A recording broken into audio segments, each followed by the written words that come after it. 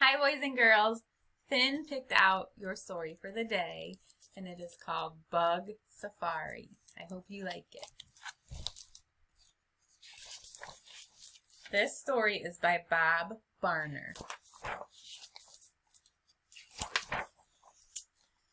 The events described here actually happened to me.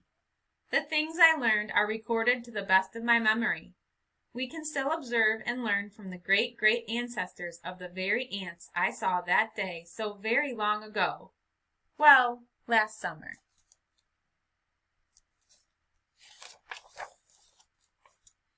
I was lost in a bug-infested jungle one hot summer day.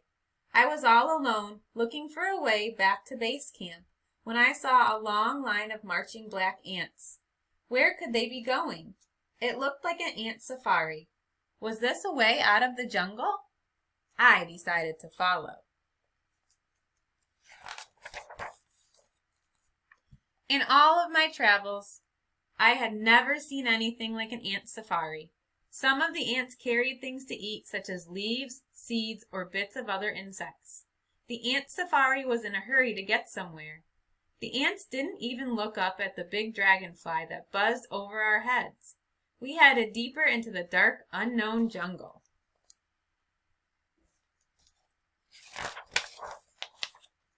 I crawled over rocks and through mud.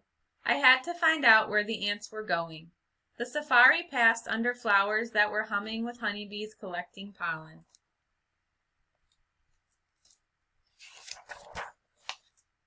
I was measuring one of the ants with my ruler when the other ants zoomed past me and a slow-moving dung beetle. I noticed that the ants talked to one another by touching antennae on top of their heads. They all knew where they were going. We were moving quickly, but to where and what? Then I saw them up ahead, red ants. The black ants were fighting them. The tiny red ants were fierce and bit the black ants. The black ants stood their ground and battled for several minutes until the outnumbered red ants finally ran away. One of the black ants took charge. I called it the general. The wounded were treated and the safari continued. I was baking in the sun. I had a drink from my canteen, just one sip left. The ants became very excited. They had come upon a toad sitting in the middle of their path.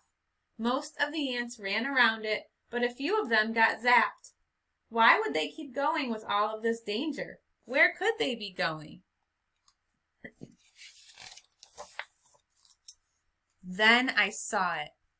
A giant green mantis in the bush above the ants.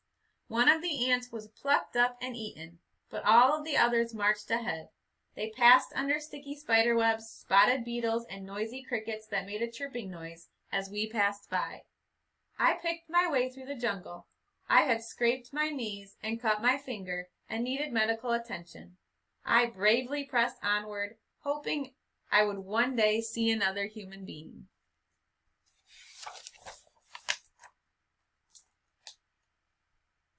All of a sudden, a hairy black spider pounced in front of the ants. The general led the safari around the giant, but I feared the worst. I hid my eyes and ducked for cover. Then, with a swooshing sound, the spider was gone. I looked up to see its 8 legs wiggling in the beak of a robin. We were all safe for the moment. The general marched on.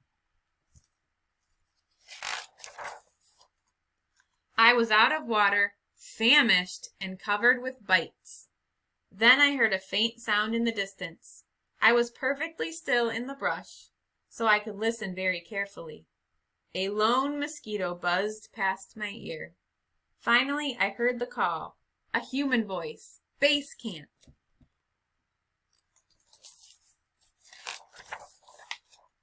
Lunch was ready. To my surprise, I discovered where the ants were going. I love a good safari, and so do the ants. And then it tells you all about the different bugs that the boy found on his bug safari. So if the weather ever gets warm this week and you're able to get outside, I encourage you to take a little piece of paper or a little notebook and journal any types of bugs that you can find. I miss you guys so much, and I hope you enjoyed our story.